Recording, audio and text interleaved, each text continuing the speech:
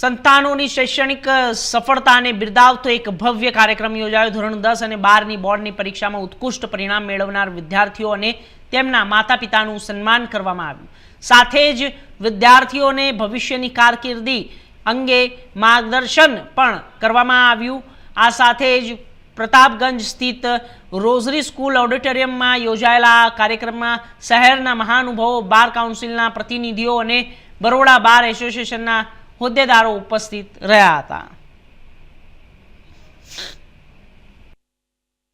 સુંદર કાર્યક્રમ વકીલોના હિત માટે એના બાળકોના પ્રોત્સાહન માટે ખાસ ઉદ્દેશ। હું Paresh Vaghela, senior member bar council of Gujarat. બરોડાની ધરતી ઉપર સૌપ્રથમ તો બરોડાના લોકોને વંદન કરું। અમારા હિતેશભાઈએ જે આ સુંદર મજાનો કાર્યક્રમ કર્યો, આજે 100 થી વધારે બાળકોને ફેસિલિટેટ કર્યા। 10મા અને 12મા ધોરણના ખૂબ જ સારા માર્ક્સ લાવેલા અમારા વકીલ પરિવારના, અમારા બરોડા બાર એસોસિએશનના વકીલોના બાળકોને આટલો સુંદર કાર્યક્રમ, આટલા બધા કાર્યક્રમમાં મને એવું લાગે છે કે માત્ર વકીલોના સંતાન હોય તેઓ કદાચ આ મારો પહેલો કાર્યક્રમ હતો એ અમારા ભાઈ હિતેશભાઈએ કર્યો। ખૂબ સુંદર કાર્યક્રમ રહ્યો।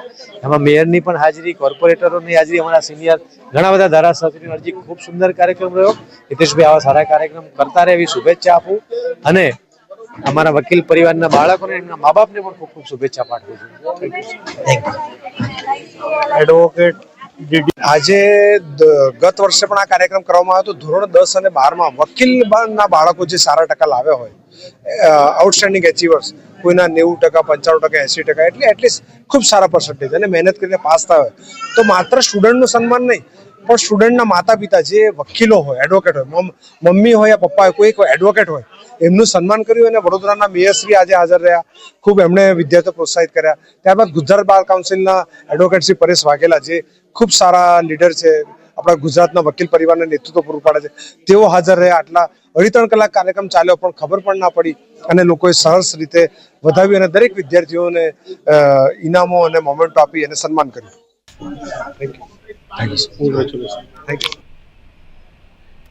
વડોદરા જિલ્લાના સાવલી તાલુકાના લામડાપુરા